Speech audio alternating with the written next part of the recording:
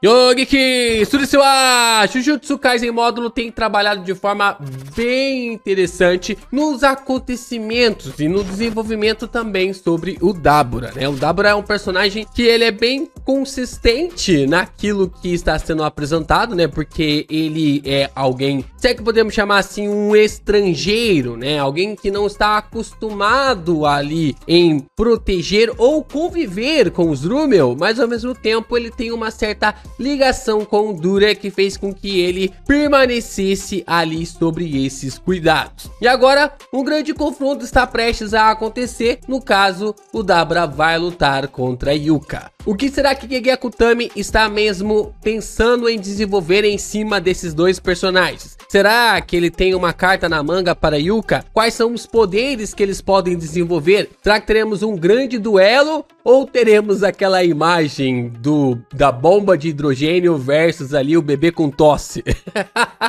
Não sabemos o que o Gege Akutami vai aprontar neste duelo, mas o fato é que a tensão tem aumentado e tudo isso vai explodir em uma hora a qualquer momento. Nós voltamos para falar mais sobre essas explicações depois da vinheta.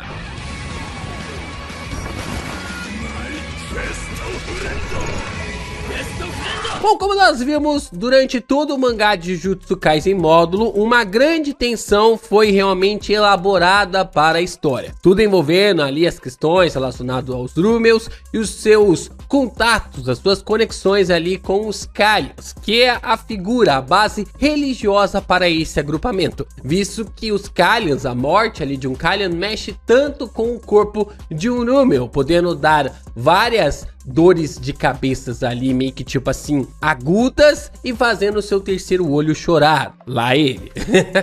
Mas o fato é que assim que toda essa construção narrativa é colocada na trama para nós pensamos que Gege Akutami estava apenas abordando a sua mitologia. Mas isso foi utilizado como pano de fundo para desenvolver ainda mais essa característica, esse conflito em relação aos humanos, aos feiticeiros humanos versus ali os Rumels, aos Rumelianos. Visto que quando uma maldição morre, nós podemos ver que eles também choram pelo terceiro olho. E isso tudo é colocado ali com um grande conflito. Tudo isso é elaborado através desse grande conflito e, é claro, leva realmente a humanidade a tomar iniciativas burras e ao mesmo tempo precipitadas. O que fez com que o Cross fosse até mesmo alvejado numa coisa que poderia ter sido simples, algo que poderia ter sido resolvido de uma forma muito mais didática, fez com que o Cross fosse alvejado, levando todo um conflito absurdo que cresceu através das tensões ali dos próprios grupos. E dessa forma, Dabura surge para colocar juízo em toda a situação. Como ele é alguém, assim como os humanos, que não consegue sentir essa conexão muito forte com os Kalyans, ele é alguém específico para conseguir julgar os acontecimentos envolvendo aos Rumels. E ao mesmo tempo, como ele é o ser mais forte, é claro que, como nós observamos na história principal de Jujutsu Kaisen, o mais forte passa as regras. O mais forte acaba comandando. E era o que o próprio Sukuna meio que ditava, né? Se você quer que eu pare, seja mais forte do que eu. Se você quer que eu desista dos meus objetivos, seja mais forte do que eu e me faça parar. E o Dabura, ele tem essa mesma segmentação, mas com alguns parafusos a mais na cabeça, pelo menos até então. Então vamos discutir um pouco mais sobre as habilidades do Dabura e também da Yuka, envolvendo ao que podemos esperar sobre essa batalha em Jujutsu Kaisen módulo. Muitos pontos, muitas teorias podem ser abordados através ali dos próximos capítulos do Jujutsu Kaisen módulo, mas o que temos certeza é que esse gato caolho maldito chamado Gege Akutami vai aprontar alguma coisa. Nada vai ser como a gente espera. Então, se você já tá empolgado com essa quebra de expectativa que vai acontecer, deixa seu like, se inscreve aqui no canal e também compartilhe os nossos vídeos por aí. Muito importante você continuar comentando, divulgando, falando ainda mais de Jujutsu Kaisen por aqui para que a plataforma indique ainda mais os nossos conteúdos. Você ainda pode se tornar membro do canal, mandar o seu valeu e mandar o seu hypar. Eu sei que você está aqui no Geek Brasil desde a época da obra principal, da história principal. Eu sei também que você pode continuar nos ajudando dessa forma.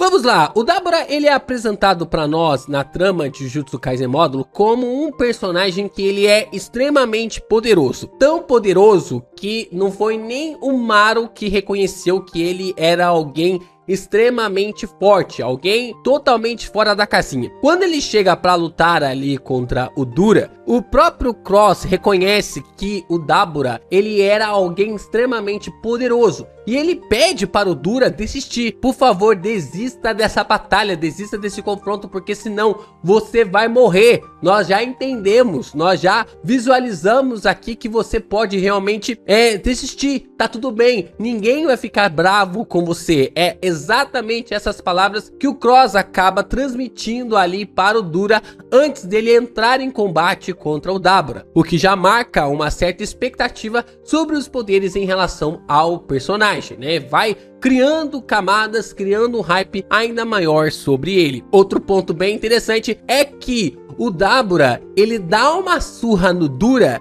sem nem mesmo sair do lugar, ou pelo menos é o que a gente consegue ver, né? A gente consegue visualizar que tem ali esse tipo de contato. Isso é algo tão alarmante que deixa o próprio Maru irritado. Ele fala ali para o Dabura de que ele não é um guerreiro de verdade, porque a forma como ele lutou não caracteriza ali como guerreiro. E nós, como sabemos ali, para basicamente os urumelianos, ser um guerreiro é ser um feiticeiro na figura ali humana. Então a técnica do Dabura é uma técnica incomum, até mesmo para os Rumelianos, até mesmo para os Denskute, o que pode fortalecer uma conexão muito forte sobre o personagem, de que ele é alguém extremamente poderoso. E ele fala meio que tipo assim, a gente consegue fazer essa somatória, né? Porque de um lado ele meio que não aparenta ali ter se mexido para golpear o Dabura, e depois ele acaba comentando, dizendo que ele preferiu não atacar o rosto para não, tipo, estragar o velório, né? Tipo, não tira da cara para não estragar no velório. E ele falou, eu quis deixar o rosto o mais intocável possível para que tivesse ali uma cerimônia, uma boa cerimônia de enterro. E a gente consegue ver essa segmentação desse controle tão absurdo que ele tem sobre sua habilidade amaldiçoada, o que carrega para nós características e poderes ainda mais sinistros para ele, de que ele não precisa nem sair do lugar para utilizar a sua técnica amaldiçoada. Então vem a grande revelação sobre aquilo que nós estamos teorizando sobre os poderes relacionados ao Dabura. Quando o braço do Yakumaru desaparece, antes disso nós observamos uma onomatopeia surgindo ali bem ao seu lado. Essa onomatopeia, ela pode ser lida como gachi, e ela é usada quando meio que tipo, vamos abrir uma tranca ou uma porta com maçaneta e fechadura. Então a técnica do Dabura, ela provavelmente está ligada a trancar algo. Aquilo que a gente pode observar dessa parte contra o Yakumaru, parece que o Dabura é capaz de, apenas pelo seu olhar, ele é capaz de trancar partes ali dos corpos dos seus adversários. Então, quando ele vai meio que desferir o ataque ou trancar partes do corpo do Yakumaru para finalizar ele, nós observamos que ele é rapidamente parado pelo Uzami. Não de uma forma definitiva ao ponto dele ficar parado por alguns segundos, mas ele tem essa paralisação, essa intromissão por causa da sua técnica, né? Então, tipo assim, ele vai replicar o seu poder, só que quando ele vai trancar ali o corpo, né, do Yakumaru, pelo menos que a gente consegue interpretar através ali da base dos seus poderes, da onomatopeia, isto é visto através dessa paralisação vindo ali do Uzami. Então o que acontece? Nós observamos que possivelmente a técnica do Dabura seja de trancar partes, seja de trancar ali os seus adversários, partes dos seus adversários, objetos ou até mesmo ali blocos. Talvez ele consiga fazer sumir ou trancar partes do espaço. A gente ainda tá meio que confuso, não dá para mensurar, mas nós sabemos que o Gege Akutami, ele gosta de trabalhar em cima de onomatopeias antes de revelar tal poder, antes de revelar tal habilidade. Ele fez isso na batalha do Yuta contra o Kenjaku, quando o Yuta vai aparecer para atacar, né? Quando ele aparece ali para atacar o Kenjaku, nós observamos uma onomatopeia que é a mesma onomatopeia. Na verdade, é uma derivativa da onomatopeia que o Todou utilizava para bater as mãos. E no caso ali, como o Todou, ele mexeu na sua técnica amaldiçoada para gerar aquele loop, né? Quase como se fosse um cassino para fazer a troca de lugar dos personagens, né? Nem mesmo ele sabia onde cada um iria parar. Então, a gente pode observar que o Gege, ele gosta de fazer essa derivativa, essas manipulações, sem revelar qual técnica que é, mas ele gosta de deixar umas pistas relacionadas às onomatopeias que ele pode colocar ali durante a trama, durante ali os quadros que aparentam na história de Jujutsu Kaisen. E do outro lado nós temos a Yuka, né? Yuka, né? Não sei, a Yuka complicado, né? A gente tinha de um lado Sukuna versus o Gojo e agora nós temos Dabura versus Yuta. É claro que eu tô brincando, né? Eu não tô menosprezando e nem mesmo ali criando uma certa estigma pra cima da personagem. Mas o fato é que aquilo que a gente observou da Yuka no começo do mangá, não tinha como comparar, não tem como comparar com Dabura. Simplesmente não tem como comparar. E a gente pode perceber até mesmo ali neste olhar da personagem no começo. Yuka, ali no começo de Jujutsu Kaisen Módulo, tinha um semblante próprio, né? Ela tinha algumas características do Yuta e também da Maki, mas ela tem um semblante próprio. Você olha pra ela, você consegue ver feições que pertencem a ela. Ela não é uma cara do Yuta, ela não é ali uma cara ali da Maki, por mais que ela tenha uma certa característica muito parecida com Yuta. Mas de fato, nós conseguimos ver essa construção de uma forma a diferenciar, separar, diferente da última página que nós vimos ali no último capítulo. Aqui a Yuka está o Ctrl+C, Ctrl+V do Yuta. E isso é proposital. Proposital por quê? Porque a partir do momento que ela ganha as feições do Yuta, ela também ganha um olhar de peixe morto. Dá pra perceber até mesmo que ela tem mais olheiras, ela tá caminhando, se direcionando ali à morte, né, por causa do tumor ali em seu cérebro. E esse olhar é claramente uma referência, uma conexão com a Rika. Se a gente for observar o Yuta quando era pequeno e o que o Yuta se transformou depois que a Rika acaba meio que possuindo ele ali, ele começa a ter esse olhar de peixe morto, ele começa a ter essa visão de peixe morto, o que é claro uma referência completa sobre a conexão da Rika com a Yuka. E isso pode criar grandes camadas para a batalha. Por mais que a gente não consiga entender agora como o Gege vai fazer esse combate, talvez a gente consiga algumas pistas, algumas luzes para entender um pouco mais sobre como essa batalha vai ocorrer.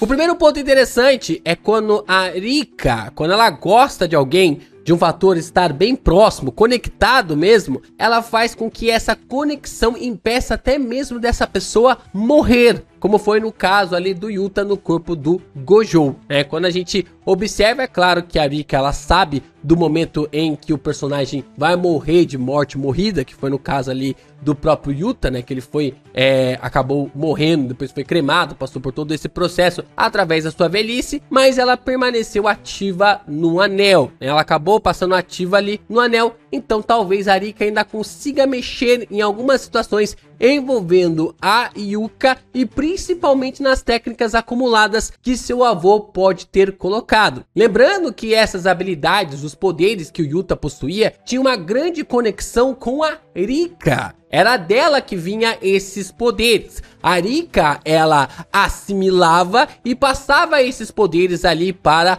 o Yuta. Nós visualizamos isso várias vezes acontecendo no mangá de Jujutsu Kaisen, comendo partes do corpo de outra pessoa, os dedos do Sukuna, absorvendo técnicas e dessa forma podendo utilizar. Então, se um trato foi feito entre a Rika e também a Yuka, isso pode fazer com que a personagem realmente venha escalonar, ser escalonada numa habilidade e de um grau especial. Nesse sentido, nós podemos ver ali que muitas coisas, muitas camadas, quando a Rika entrar em combate juntamente com a Yuka, muitos pontos podem ser expandidos através desta visão. Isso porque os Shikigamis para os Rumeus são classificados também como Kalyans. Quando a gente consegue ver a batalha do velho caquético lá contra o Maro e ele ativa ali o Shikigami, o Maro meio que reconhece o Shikigami como um Kalyan. Por mais que isso não funcione com o Dabura, da questão da Rika ser ali um Kalyan, né, ser parecido ali com um Kalyan, e isso porque o Dabura ele é um Descute,